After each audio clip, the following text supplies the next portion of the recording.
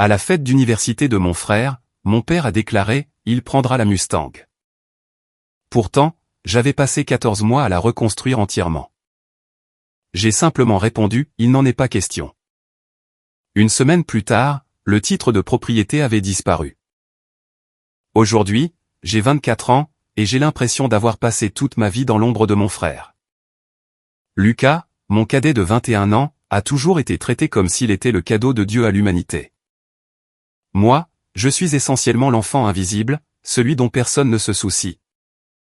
Et c'est ainsi depuis que nous sommes tout petits. Je me souviens très bien, quand j'étais en 3e. J'avais remporté la première place au concours scientifique du district.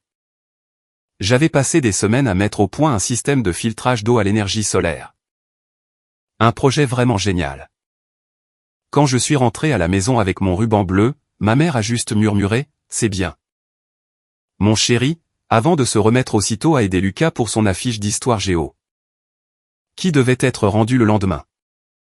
Il a obtenu un décembre 2020, et ils l'ont emmené manger une glace pour fêter son dur labeur. Noël a toujours été une farce totale chez nous. La pile de cadeaux de Lucas touchait le plafond, le dernier cri des consoles de jeux. Les vêtements les plus chers, tout ce qu'il réclamait depuis 7 mois.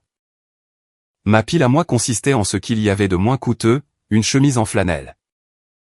Si j'avais de la chance, et parfois un objet utile pour mes projets. Ma mère appelait cela des cadeaux pratiques, avec un sourire suffisant. Comme si elle méritait une médaille pour m'avoir acheté des gants de travail alors que Lucas recevait une Nintendo. Mon père était souvent dans le jardin avec Lucas. Pour lui apprendre à lancer un ballon de football ou pour l'aider dans ses projets scolaires. Moi, j'étais seul dans le garage, à regarder des vidéos YouTube pour apprendre à réparer des choses. Car personne n'avait le temps de m'enseigner quoi que ce soit. Quand je demandais de l'aide à mon père, il disait toujours « dans une minute ». Cette minute, d'une manière ou d'une autre, s'est étirée sur des années. Finalement, j'ai arrêté de demander. Ce traitement de faveur allait bien au-delà des cadeaux. Lucas pouvait littéralement bousiller la voiture de maman, et il se contentait de dire « Les accidents arrivent, mon chéri ». De mon côté, si je rentrais 7 minutes après le couvre-feu. Parce que je finissais tard mon service au magasin de bricolage.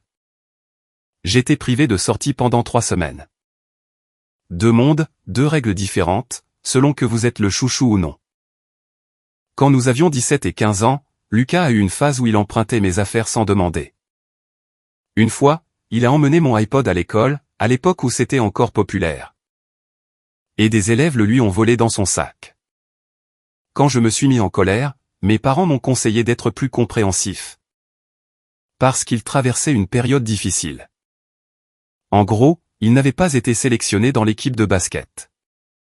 Ils n'ont jamais remplacé mon iPod, mais Lucas en a reçu un tout neuf 3 semaines plus tard. Parce qu'il avait besoin de musique pour ses entraînements. J'ai compris très vite que, dans cette maison, personne ne me soutiendrait, à part moi-même. Alors, je me suis tu, j'ai baissé la tête, et j'ai bossé comme un acharné. J'ai eu mon premier job à faire la plonge dans un café graisseux. J'ai économisé chaque centime. J'ai appris des compétences sur YouTube et auprès des vieux habitués du magasin de bricolage où j'ai fini par travailler. De toute façon, je n'avais plus besoin de leur approbation. Mes parents avaient un angle mort qui faisait exactement ma taille. Ils se souvenaient d'acheter les céréales préférées de Lucas. Mais oubliaient que j'étais allergique aux arachides. Ils pouvaient conduire 5 heures pour voir un match de baseball régional de Lucas. Mais ne trouvaient pas la force de venir à ma remise de diplôme du lycée. Parce que c'était un événement trop long et que le stationnement serait un casse-tête. On dirait que j'invente, mais je vous promets que non. C'est comme si j'étais un second rôle dans une sitcom bizarre que personne ne regarde. Et puis, ah oui, il y a l'autre gosse, aussi. Moi. La vérité, c'est que Lucas était tout aussi horrible que mes parents, à sa manière. Il se croit tout permis, il est cupide et arrogant à cause de son statut d'enfant prodige. Il me le jetait sans cesse à la figure. Maman a dit oui pour moi, mais elle dirait probablement non pour toi. Disait-il avec un ricanement quand j'étais plus jeune. Ou alors, il cassait accidentellement mes affaires, puis jouait les innocents quand je m'énervais. Au lycée, j'avais accepté ma place dans la hiérarchie familiale. Garder des attentes modestes pour ne jamais être déçu. Je me suis donc concentré sur ce que je pouvais contrôler, mes notes, mes loisirs, mes amis et mes projets. C'est là qu'intervient mon grand-père, un homme de 74 ans. Papy Franck était la seule personne qui m'ait jamais vraiment vu. Ironiquement, c'était le père de mon père, un ancien marine et un technicien de la vieille école. Capable de démonter un moteur les yeux bandés si nécessaire. C'était une légende avec ses mains. Pendant que mes parents étaient occupés à encourager Lucas au foot ou à s'inquiéter pour ses notes. J'étais dans le garage de papy, à apprendre comment changer l'huile, remplacer des bougies et finalement, reconstruire des carburateurs. C'est durant ces jours-là que je me suis senti aimé. Tu as quelque chose de spécial dans ses mains, fiston? Disait-il alors que nous travaillions côte à côte sur une vieille carcasse qu'il retapait. Ton père n'a jamais eu la patience pour ce genre de choses. Toujours trop occupé à courir après la prochaine promotion. La prochaine nouveauté. Il secouait la tête, comme s'il ne savait pas où il s'était trompé avec son propre fils. Papy voyait clair dans le jeu de mes parents. Une fois, ils ont oublié mon 16e anniversaire. Complètement oublié. Il s'était rappelé la veille que Lucas avait une compétition de natation le lendemain. Et que toute la famille devait y assister. Ma mère m'a simplement dit, « Oh, c'est ton anniversaire demain. N'est-ce pas? On fêtera ça le week-end prochain. » Ils ne m'ont même pas acheté de gâteau. Quand papy l'a appris, il était furieux. Il est arrivé chez nous ce soir-là, avec une boîte à outils enveloppée dans du papier journal. À l'intérieur, il y avait un ensemble magnifique de tournevis de précision que je convoitais depuis des mois. Joyeux anniversaire, gamin, a-t-il lancé. Assez fort pour que mes parents l'entendent depuis la cuisine. Certains anniversaires méritent d'être fêtés correctement. Chaque Noël, alors que j'ouvrais les cadeaux utilitaires de mes parents, des chaussettes, des fournitures scolaires, etc., papy me glissait quelque chose de vrai.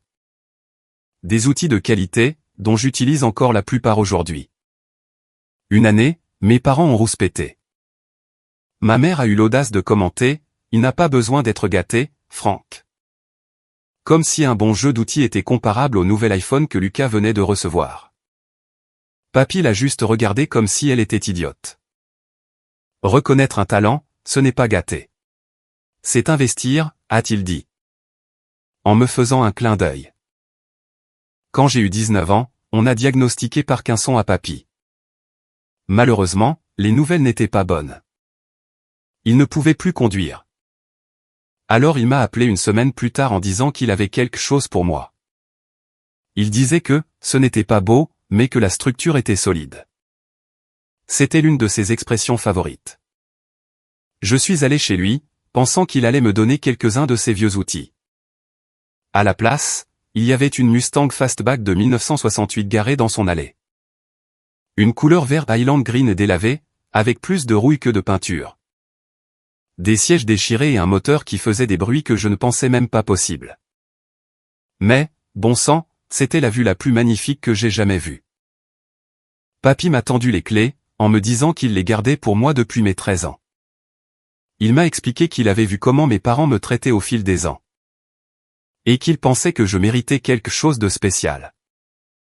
Il avait l'intention de la réparer lui-même, mais avec la progression de la maladie. Ses mains ne fonctionnaient plus correctement. Ton père n'a jamais apprécié les voitures de collection, a-t-il ajouté. En effleurant le capot rouillé. Mais toi, tu vas lui redonner vie. Je ne vais pas mentir, j'ai dû m'éloigner un instant. J'avais quelque chose dans l'œil, ou peu importe. Quand j'ai ramené cette épave roulante à la maison. Mes parents ont ricané en la voyant dans l'allée. Quand j'en ai parlé à mon père, il n'a même pas levé les yeux de son téléphone. Il a simplement remarqué, ne gaspille pas ton argent pour ce piège mortel. Mon père était trop préoccupé pour se soucier de ce tas de ferraille. Un tas de ferraille? Non. Maintenant, je comprenais ce que papy essayait de me dire. Maman, elle, s'est contentée de râler à cause des taches d'huile sur le béton. Quand Lucas l'a vu, ses yeux ont brillé comme un matin de Noël. Waouh, ça va être trop la classe quand elle sera réparée, s'est-il exclamé. Et pour une fois, j'avais l'impression de posséder quelque chose qu'il convoitait.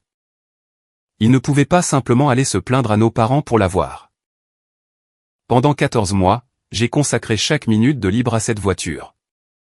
Après avoir payé le loyer et la nourriture, chaque chèque de paie passait dans les pièces détachées. J'ai appris à souder et à réparer un moteur en regardant d'innombrables vidéos YouTube et en lisant des forums. Mes mains étaient en permanence couvertes de graisse. Mes ongles n'étaient jamais totalement propres. Et mes bras étaient couverts de petites brûlures et d'éraflures. Ma chambre était remplie de manuels techniques et de schémas de câblage. Je m'endormais en pensant au calage des soupapes. Et je me réveillais en réfléchissant à la carrosserie. Quand les choses allaient mal à la maison, comme toujours, j'allais au garage et je me plongeais dans la restauration.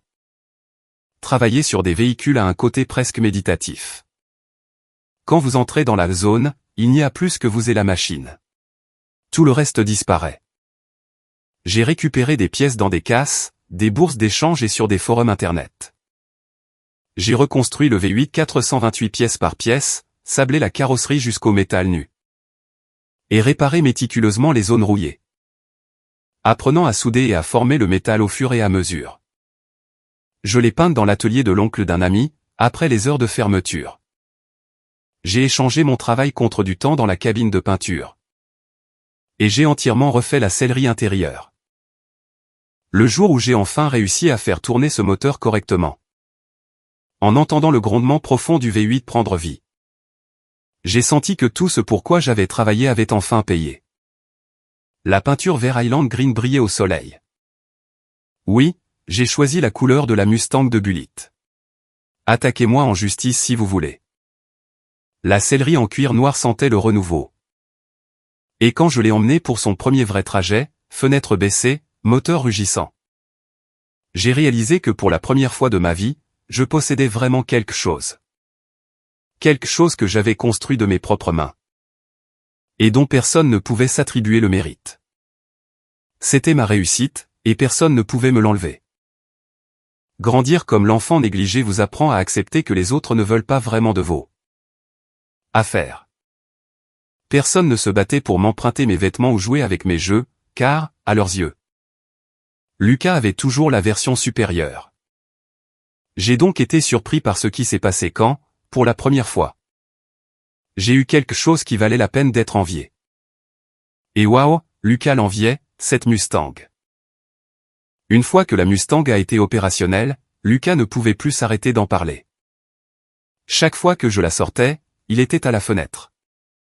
Le regardant comme un enfant devant un camion de glace. Quand je rentrais, il se précipitait au garage, je peux m'asseoir dedans juste une minute. Au début, ça ne me dérangeait pas trop. C'était agréable que quelqu'un reconnaisse mes efforts. Mes parents, eux, s'en fichaient. Papa râlait simplement parce que mon matériel prenait de la place. Tandis que maman continuait ses remarques passives-agressives sur le fait de gaspiller de l'argent au lieu d'investir pour un vrai futur. Peu importe ce que cela signifiait. Mais ensuite, les demandes de Lucas sont devenues de plus en plus pesantes. C'est passé de « je peux m'asseoir dedans » à « est-ce que je peux l'emprunter pour le bal de promo juste une soirée ?» Je serai très prudent. Puis ce fut « laisse-moi l'emmener à la plage ce week-end ». Mes amis hallucineraient si je venais les chercher avec ça, disait-il. La voix pleine d'arrogance. Il supposait que je dirais oui, puisque c'est ce que tout le monde avait toujours fait avec lui. J'ai toujours refusé. Pas parce que je voulais être méchant avec mon frère, mais parce que je connaissais Lucas. C'est le genre de gamin qui a cassé 4 téléphones en une seule année. Le gamin qui a emprunté les clubs de golf coûteux de son père pour un après-midi. Et qui a réussi à perdre la moitié de la série. Le gamin qui ne se souciait de rien, puisqu'il n'en avait pas besoin. Chaque fois qu'il cassait quelque chose, c'était remplacé. Il n'avait jamais à être tenu responsable, puisque mes parents le soutenaient toujours. Et vous pensez que je serais assez fou pour le laisser conduire ma Mustang de collection? Restaurer avec amour, après avoir été témoin de son comportement toute sa vie? Jamais de la vie. La tension a continué de monter. Lucas levait les yeux au ciel quand je refusais, disant des choses comme « c'est juste une voiture ». Mec. T'es parano. C'est juste de la tôle. Comme si je n'avais pas passé 14 mois et chaque centime de mes économies à réparer cette fichue chose. Puis, mes parents ont commencé à faire des petites remarques au dîner. Du genre, tu sais, le partage fait partie des qualités d'un bon frère. Ou, cette voiture reste souvent au garage de toute façon. On a un fonctionnement classique à la maison, ce que Lucas veut, il l'obtient. Sauf que cette fois, je ne céderai pas. Mon père a tenté de me faire culpabiliser un soir. Quand j'avais ton âge, je partageais souvent avec mes frères. C'est ça, la famille. J'ai failli lui rire au nez. C'est le même type qui cachait physiquement de la nourriture fine dans son bureau pour ne pas avoir à la partager avec ses enfants. J'ai juste répondu, quand tu avais mon âge. Est-ce que tu as reconstruit une voiture classique de A à Z? Avec l'argent que tu gagnais en bossant dur pendant tes études? Ça l'a fait taire pendant environ 7 minutes. Ma mère a tenté une autre approche. Elle m'a coincé dans la cuisine un matin, sa tasse de café à la main. Avec cet air faussement inquiet. Mon chéri. J'ai peur que tu sois trop attaché aux biens matériels. Ce n'est que du métal et du caoutchouc. Tu sais. Ce sont les relations humaines qui comptent dans la vie. C'est intéressant qu'il s'inquiète de maintenir une bonne relation avec Lucas. Mais jamais avec moi. Les choses ont explosé quand Lucas a été accepté à l'université d'État. Mes parents ont organisé une fête immense et ont invité tous ceux qu'ils connaissaient. Je veux dire, c'est bien pour lui, mais l'université d'État, ce n'est pas Harvard. C'est une institution correcte avec un taux d'admission de 65%. Mais il y est entré de justesse à cause de ses notes médiocres et du réseau d'anciens élèves de mon père. Bref, j'y suis allé et je l'ai félicité. Pendant le repas, papa s'est levé et a révélé qu'ils avaient une surprise pour Lucas. Il a commencé à expliquer que Lucas aurait besoin d'un moyen de transport pour se rendre au campus, qui était à environ 45 minutes de là. Puis, il m'a regardé directement, affirmant qu'il pensait que je devrais laisser Lucas utiliser la Mustang pendant ses études. Toute la table s'est tournée vers moi, s'attendant à ce que je sourie et que je joue le jeu comme d'habitude, comme si j'allais répondre. Bien sûr. Prends la voiture. J'ai passé 14 mois à réparer la seule chose que je possède et qui compte pour moi. Aucun problème. J'ai juste répondu, non, ça n'arrivera pas. Ils ont tous réagi comme si j'avais suggéré de sacrifier le chien de la famille. Il y eut un silence de mort à la table. Papa a tenté de calmer le jeu en disant qu'on en reparlerait plus tard, mais j'ai coupé court. Je lui ai dit qu'il n'y avait rien à discuter. C'était ma voiture. Point final. Maman est intervenue, me disant de ne pas être égoïste.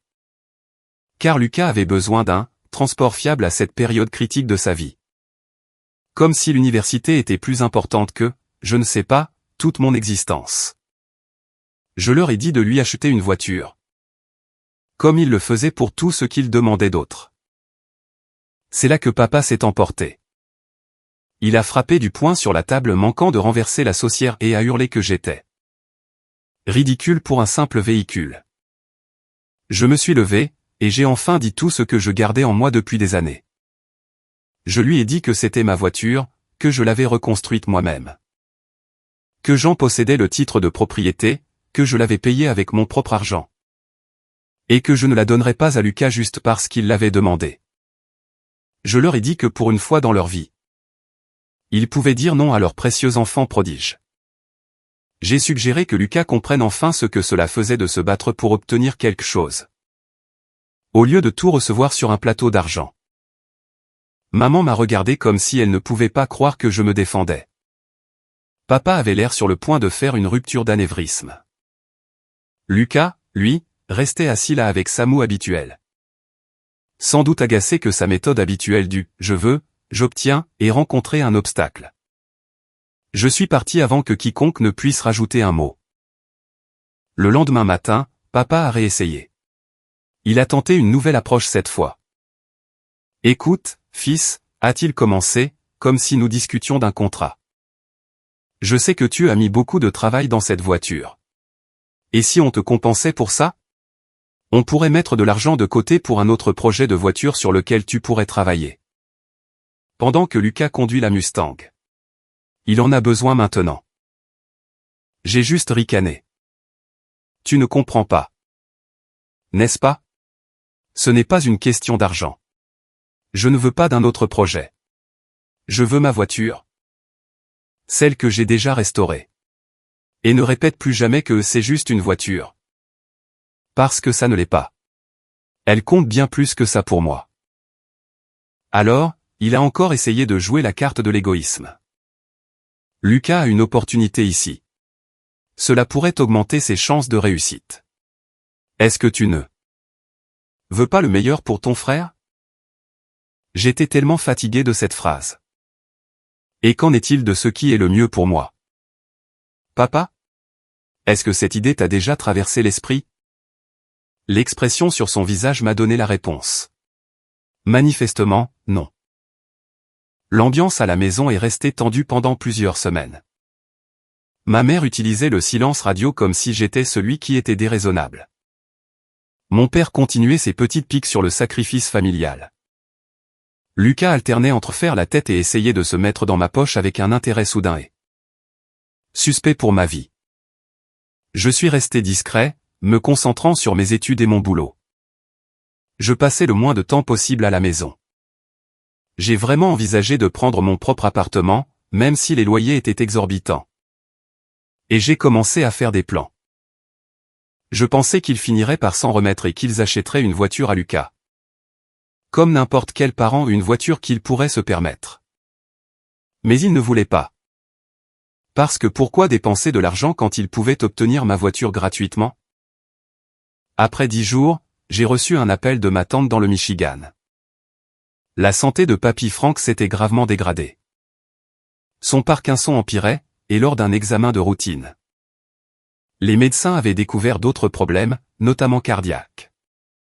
J'ai paniqué et j'ai décidé de partir immédiatement dans le Michigan pour le voir. C'était un voyage d'environ 7 heures, et j'avais prévu d'y rester un long week-end. J'ai dit à mes parents que je partais, malgré le fait que nous ne nous parlions presque plus. Maman a simplement hoché la tête et m'a dit de donner son amour à Papy. Papa a grogné quelque chose sur le fait que je manquais le travail. Typique. J'étais irrité parce qu'il ne semblait pas se soucier de Papy. Mon ami Mason, qui a toujours aimé les histoires de mon grand-père, était au courant du voyage. Il était triste pour lui et a proposé de m'accompagner. J'ai hâte de voir ce grand homme, m'a-t-il expliqué. J'avais envisagé de prendre la Mustang. Mais les routes du Michigan à la fin du printemps sont un cauchemar. Avec des nids de poules de la taille de pataugeoires à cause des cycles de gel et de dégel. Je ne voulais pas risquer d'abîmer le châssis fraîchement restauré. De plus, le camion de Mason avait un meilleur chauffage. Et il faisait encore froid dans le Michigan en mai, alors nous avons pris son véhicule. Quand nous sommes arrivés, mon humeur a totalement changé. Papy était mal en point. Voir ce puissant ancien marine, qui me portait autrefois sur ses épaules. Désormais capable à peine de tenir une tasse de café, m'a vraiment bouleversé. Son corps le lâchait, mais son esprit restait vif. Tu en as mis du temps pour venir, a-t-il murmuré avec un petit sourire quand nous sommes entrés. Pour me faire comprendre qu'il plaisantait. Nous nous sommes assis avec lui. Et il a commencé à nous raconter des histoires de guerre et des contes historiques. Ce que Mason a adoré. C'était agréable de voir Papy heureux, même pour un instant. Mason a dû repartir après le premier week-end pour son travail. Mais j'ai choisi de rester plus longtemps. L'état de Papy était pire que prévu, et je voulais être présent. J'ai dormi sur un lit d'appoint dans sa chambre au centre de soins, je l'aidais à se déplacer. Et je m'assurais qu'il mange correctement. Nous avons eu plusieurs belles conversations pendant ces presque 3 semaines. Il m'a interrogé sur la Mustang, bien sûr. Je lui ai montré des photos de la restauration terminée sur mon téléphone. Et ses yeux se sont éclairés. Purée fiston, tu as assuré. Quel boulot fantastique. Je suis fier de toi. Puis il a posé des questions sur mes parents et Lucas. Il a tout de suite vu clair à travers mes réponses floues. Il ne te lâche pas la grappe avec cette voiture, n'est-ce pas? J'ai hoché la tête. Je lui ai parlé de Lucas qui la voulait pour l'université et de la dispute majeure. Papy a simplement secoué la tête. Ton père n'a jamais compris l'importance de travailler avec ses mains. Il a toujours voulu la solution de facilité. Il m'a ensuite regardé droit dans les yeux. Ne cède pas. Tu m'entends? Cette voiture est à toi. Tu l'as construite. Tu la gardes. Je le lui ai promis. Après presque 3 semaines, papy s'était assez stabilisé pour que je me sente à l'aise de rentrer. L'infirmière avait un bon planning, et ma tante le visitait tous les jours. J'ai pris le bus Greyhound pour le retour. C'était un voyage long et désagréable, j'étais épuisé. Arrivé au terminal de bus de notre ville, j'ai commandé un Uber pour rentrer chez moi. Car personne dans ma famille ne m'avait proposé de venir me chercher. Malgré mon SMS précisant l'heure de mon arrivée. Quand je suis arrivé dans l'allée, j'ai tout de suite senti que quelque chose ne tournait pas rond. La Mustang n'était pas dans le garage où je l'avais garée. J'ai d'abord pensé que mon père l'avait déplacée pour travailler sur son propre véhicule. J'ai cherché partout, dans la rue, sur le parking, dans le jardin latéral. Rien. Je suis entré en courant et j'ai trouvé ma mère dans la cuisine. Elle est où ma voiture, ai-je exigé. Elle a sursauté, comme si elle était étonnée de me voir. Et a rapidement essayé de détourner la conversation. Oh, tu es de retour. Comment va ton grand-père? Où est ma Mustang, ai-je répété, sans la laisser filer. Elle a refusé de croiser mon regard, soudain très occupée par l'assiette qu'elle essuyait. Lucas l'a prise pour aller à l'université. Il avait besoin d'une voiture pour les cours. Et comme tu n'étais pas là. Mon sang n'a fait qu'un tour. Il a conduit ma voiture sur le campus alors que j'avais dit non à tout le monde? Tu es sérieuse? Papa est entré, et j'ai vu à son visage qu'il savait ce qui se passait. Écoute maintenant, a-t-il commencé avec son ton solennel d'avocat. On a essayé de t'appeler, mais la réception était mauvaise là-haut. J'ai répliqué immédiatement. J'avais du réseau tout le temps. Je vous envoyais des SMS tous les jours pour vous donner des nouvelles de papy. Vous n'avez pas appelé parce que vous saviez ce que j'allais dire. Papa a continué.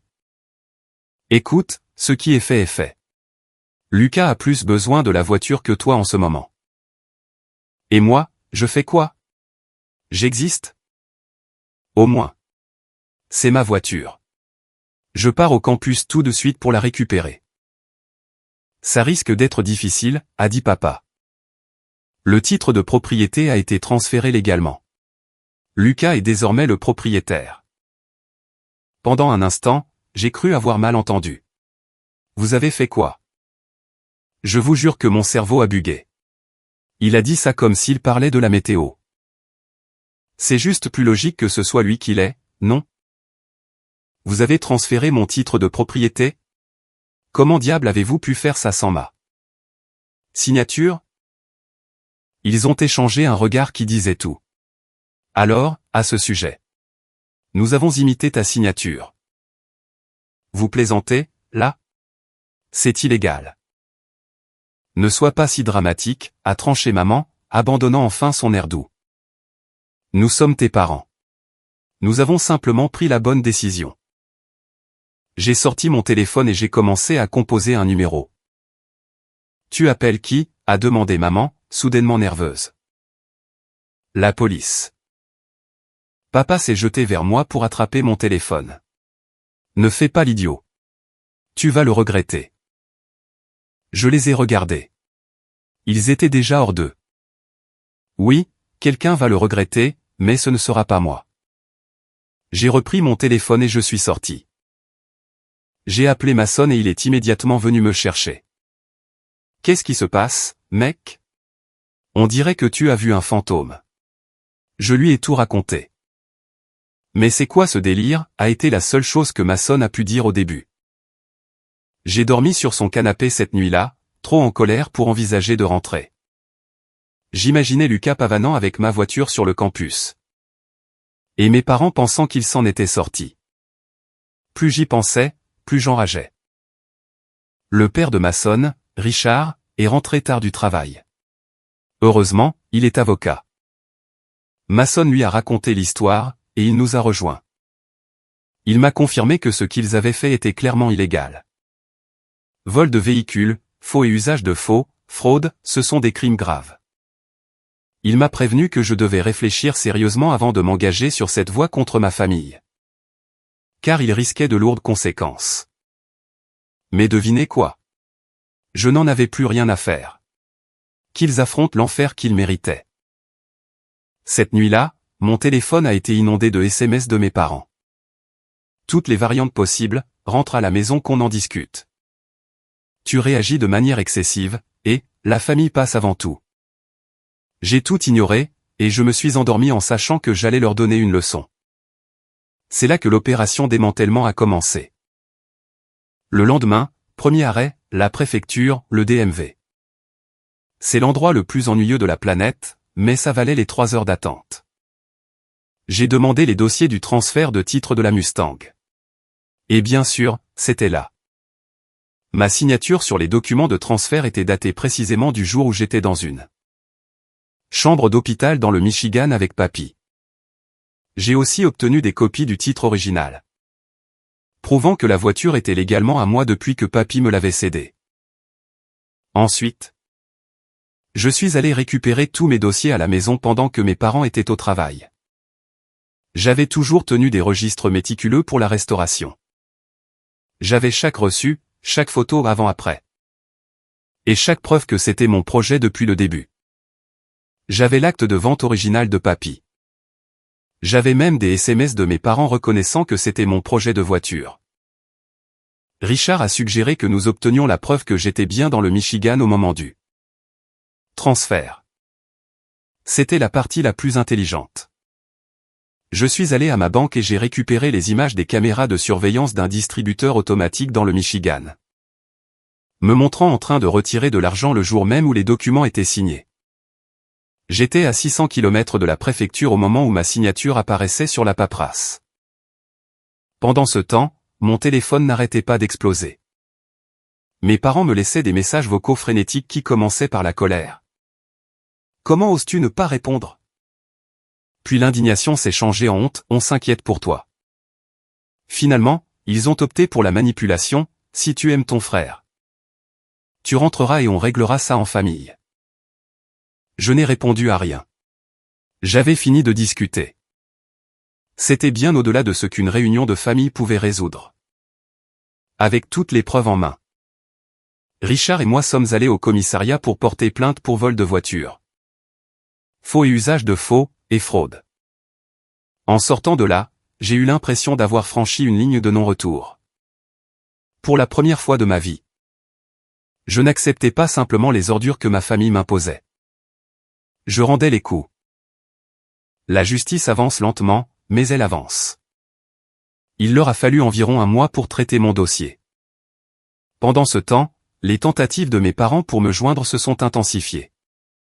Les messages devenaient de plus en plus désespérés. Arrête tes gamineries et rentre immédiatement. Et, tu es en train de détruire la famille pour une bagnole pourrie. Et mon préféré, tu en fais une montagne pour rien. Il m'avait volé ma voiture, imité ma signature sur des documents officiels. Et m'avait intimidé. Mais c'est moi qui exagérais. Je me suis occupé pendant ces semaines. J'ai fait des heures sup au boulot. J'ai aidé le père de Mason à la maison pour les remercier de m'héberger. Et j'ai commencé à chercher mon propre appartement. Il était temps de couper les ponts avec leurs bêtises. Après 1 mois de silence, l'inspecteur a appelé. On lance la procédure, a-t-il dit. Des officiers sont en route pour le dortoir de votre frère pour récupérer le véhicule. Quand j'ai raccroché, mon cœur battait la chamade. Ça arrivait enfin. J'avais eu peur que les policiers considèrent ça comme une simple querelle de famille. Mais quand ils sont arrivés au dortoir de Lucas, la Mustang n'y était pas. Selon son colocataire, Lucas l'avait emmenée chez un ami pour la mettre en lieu sûr. Après avoir reçu des SMS alarmés de nos parents évidemment. C'est là que les choses sont devenues vraiment sérieuses. Ce qui avait commencé comme une dispute familiale s'est transformé en enquête criminelle. Les flics ont retrouvé la voiture dans un garde-meuble à 1 heure de l'université. Le box avait été loué sous un faux nom. Mais ils ont remonté le paiement jusqu'à la carte de crédit de mon père. Ils y ont découvert ma Mustang sous une bâche. Avec les plaques VIN, numéro de châssis, déjà retirés. Les inspecteurs ont dit que c'était la preuve évidente qu'ils comptaient soit la vendre illégalement, soit la faire disparaître à jamais. Retirer les plaques VIN est un crime en soi. Le lendemain, Lucas a été arrêté dans sa chambre pour recel de biens volés et complicité. Mes parents ont été arrêtés à leur travail et inculpés de faux, fraude et altération de preuves. Le journal local a publié un article intitulé « Une famille inculpée dans un complot de vol de voitures de collection ». Il y avait même une photo de mes parents menottés, conduits au tribunal pour leur mise en accusation. Mon téléphone a littéralement explosé après ça. Des parents éloignés que je connaissais à peine m'appelaient pour savoir ce qui se passait. Des amis du lycée m'envoyaient des messages pour savoir si c'était vrai. Mes parents, désormais désespérés, m'appelaient toutes les heures en pleurant pour que je retire ma plainte. Ça va ruiner l'avenir de Lucas, hurlait maman dans un message. Il pourrait aller en prison. Est-ce que c'est ce que tu veux pour ton frère? Un autre de papa. Tu es un monstre. Les frais de justice sont en train de vider nos comptes. On pourrait perdre la maison. Je n'ai pas rappelé. Pas une seule fois. Ils avaient pris leur décision le jour où ils ont pensé qu'il était acceptable de me voler. Maintenant, ils devaient assumer. Ma famille élargie s'est divisée. Certains étaient révoltés par ce que mes parents avaient fait, y compris ma tante du Michigan. D'autres, naturellement, ont pris leur parti. La sœur de ma mère m'a laissé un message haineux, disant que je détruisais la famille pour une stupide voiture. Je n'ai pas répondu. À quoi bon? Malgré le chaos, je restais calme. Comme si plus rien de ce qu'il disait ou faisait ne pouvait m'atteindre. J'avais passé ma vie à être l'enfant gentil, le gamin raisonnable qui encaissait tout. Et où cela m'avait-il mené? Nulle part. L'appel le plus surprenant est venu de Lucas, depuis la prison du comté. Il semblait désespéré, ce qui changeait de son ton arrogant habituel. Il a commencé par prétendre que tout était un malentendu. Qu'il pensait que j'étais d'accord pour lui donner la voiture puisque nos parents le lui avaient dit. Je l'ai arrêté net et je lui ai ordonné de ne pas mentir. Il savait exactement ce qu'il faisait. Car je l'avais prévenu directement lors du dîner qu'il n'aurait jamais ma voiture. Après un moment, il a avoué. Il a dit qu'il pensait que je ne porterais pas plainte, parce que, la famille doit rester soudée. Ou un truc du genre. Il a ajouté, papa a dit que ce n'était pas grave parce que ce sont nos parents. Et que la voiture était gaspillée avec toi parce que tu passais ton temps à la réparer au lieu de la conduire vers des endroits intéressants. Un pur délire de privilégié, mais c'est précisément ce à quoi j'avais été confronté toute ma vie. Puis il a eu l'audace de me supplier de retirer ma plainte parce que cela allait gâcher sa vie. J'ai juste ricané, je lui ai souhaité la bienvenue dans le monde des conséquences. Et j'ai raccroché. L'enquête a progressé, et je recevais des mises à jour régulières. Les preuves étaient accablantes, la signature falsifiée. Les images du distributeur prouvant mon absence, et le retrait des plaques VIN. L'avocat de vos parents a proposé un accord à l'amiable, m'a informé l'inspecteur. Ils veulent que tout cela disparaisse. Je parie qu'ils le voulaient, mais ça n'allait pas disparaître. Pas cette fois. Eh bien, je ne pensais pas que cela attirerait autant d'attention. Merci à tous. Eddie 2, pour ceux qui ont demandé des nouvelles, je vous donnerai une mise à jour dès que possible. C'est un peu le bazar en ce moment, pardonnez-moi. Voici un résumé. Mise à jour. Bonjour, Reddit. Cela fait un peu plus d'1 an que mon premier article est devenu viral. Beaucoup d'entre vous m'ont envoyé des messages pour avoir des nouvelles. Et laissez-moi vous dire qu'il y a beaucoup à raconter, alors accrochez-vous. Le système judiciaire est d'une lenteur incroyable, mais finit par arriver au bout. Pendant les mois qui ont suivi, j'ai observé de loin l'image parfaite de ma famille s'effondrer. Il s'est avéré que le procureur n'était pas intéressé par une négociation de peine. Lucas a été condamné pour vol de véhicule et altération de preuves. Il a écopé de 10 mois de prison, 4 ans de mise à l'épreuve. Et 600 heures de travaux d'intérêt général. Dès l'annonce de la condamnation, l'université d'État l'a renvoyé immédiatement. Pas de recours, pas de seconde chance. Mes parents n'ont pas fait beaucoup mieux. Papa a été inculpé de faux, fraude, complot et altération de preuves. Maman a fait face aux mêmes accusations.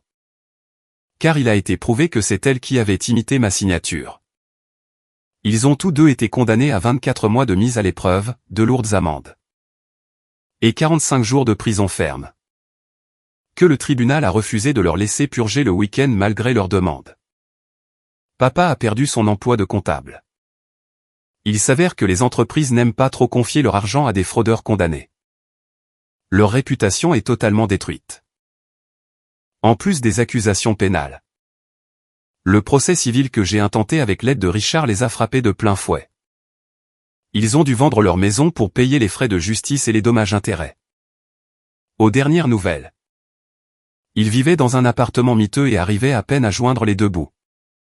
Ils ont tenté de se déclarer en faillite pour éviter de payer le jugement civil. Mais le tribunal le leur a refusé.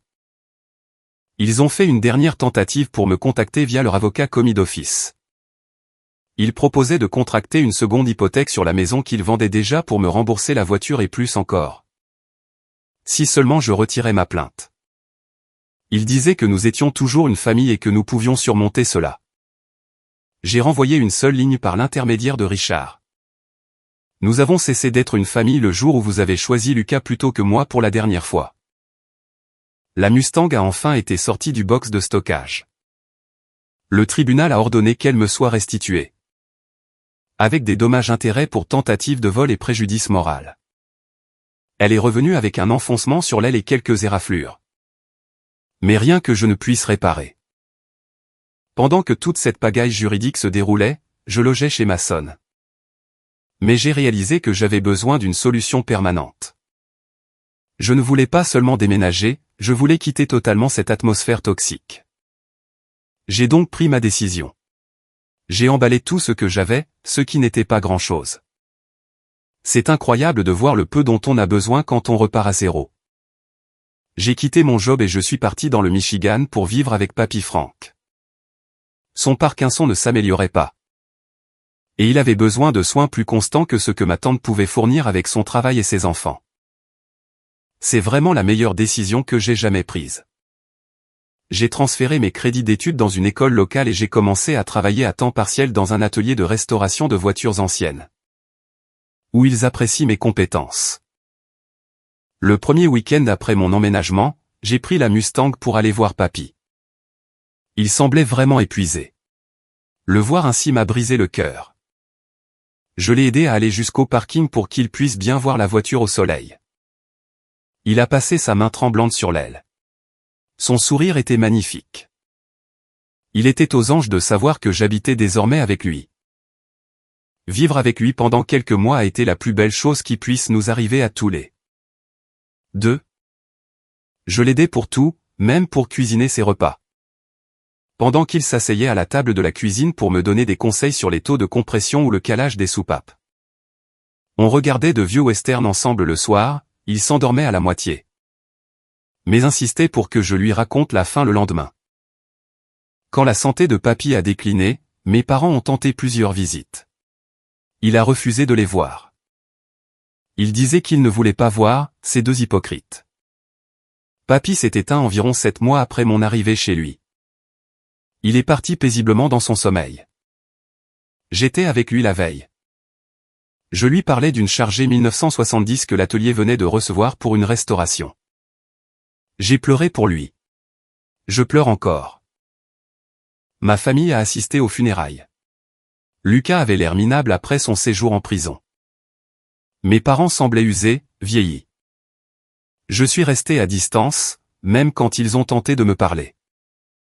Je ne me faisais pas assez confiance pour dire quelque chose qui ne causerait pas de scandale. Et papy méritait mieux que ça. Le lendemain des funérailles, j'ai été stupéfait d'apprendre que papy m'avait tout laissé.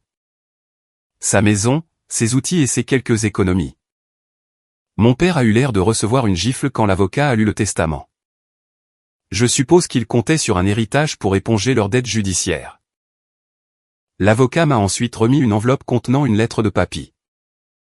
Elle commençait par « À mon vrai fils ». Il écrivait que ces derniers mois avec moi avaient été les plus heureux de sa vie depuis des années. Il me demandait même de faire en sorte que la Mustang continue de rouler parfaitement. Je n'ai pas pu m'en empêcher, j'ai éclaté en sanglots en la lisant. Je garde toujours cette note dans la boîte à gants de la Mustang. Je suis toujours dans le Michigan, je vis dans la maison de papy. Je me suis fait de bons amis, j'ai un job que j'adore, et mon avenir semble prometteur. Chaque dimanche, quand il fait beau, je sors la Mustang pour une longue virée sur les routes côtières, près du lac. Mes parents et mon frère m'ont appelé plusieurs fois pour implorer mon aide. Je les ai systématiquement bloqués et je leur ai dit d'aller au diable.